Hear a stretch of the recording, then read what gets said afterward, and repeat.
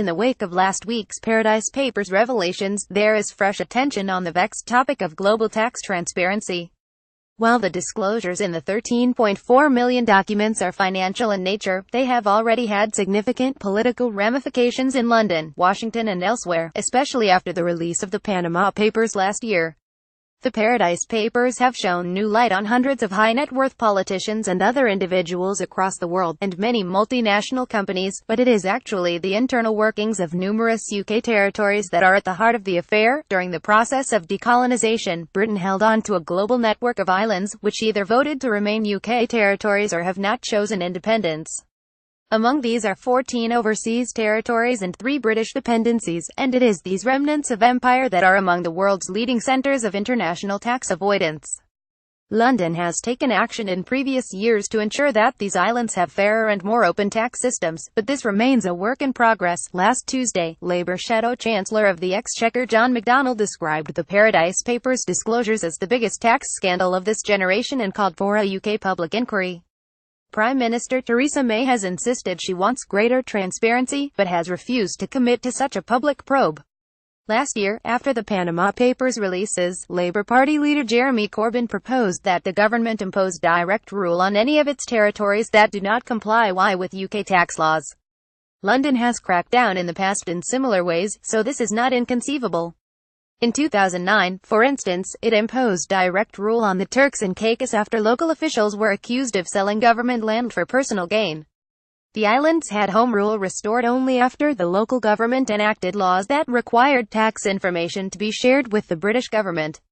After the Panama Papers revelations last year, the UK government did not take any comparable measures for any of the territories that have been named in them, but international and domestic pressure to act is mounting. In Brussels, the European Commissioner for Economic and Financial Affairs, Pierre Moscovici, has promised since the Paradise Papers disclosures to look into the matter swiftly and potentially expedite an EU blacklist of offshore tax entities. In Washington, Democrats have called for an investigation into the Paradise Papers, including allegations that the Commerce Secretary Wilbur Ross has ties with Vladimir Putin's son-in-law through a shipping venture in Russia.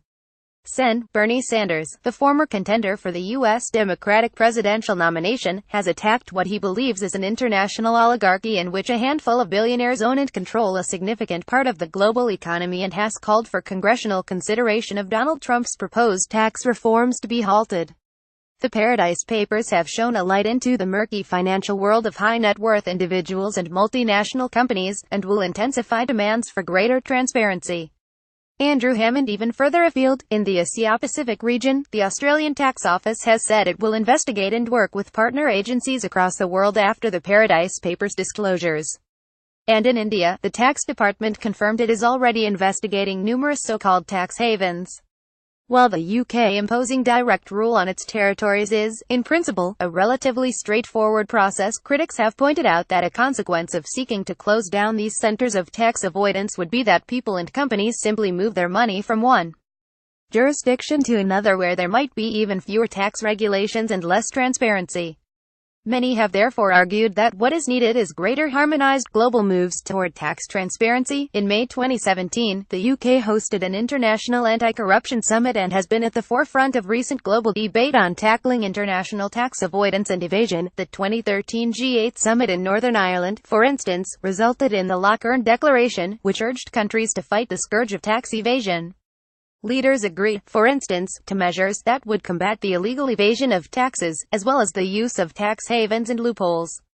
And Britain was the first member of the G20 to establish a public central registry of company beneficial ownership information. It has also introduced some of the world's strictest legislation on bribery, in 2010, making it, for instance, a criminal offence for a company to fail to prevent a bribe being paid. Moreover, London also co-chaired a UN panel that put tackling corruption at the heart of the new UN development goals. Nonetheless, the Paradise Papers are ratcheting up pressure further to increase tax transparency. While dramatic action in coming days is unlikely, campaigning at national and global levels for new measures to tackle this issue are likely to intensify as new revelations continue to surface. Andrew Hammond is an associate at Al-Ahsa Ideas at the London School of Economics.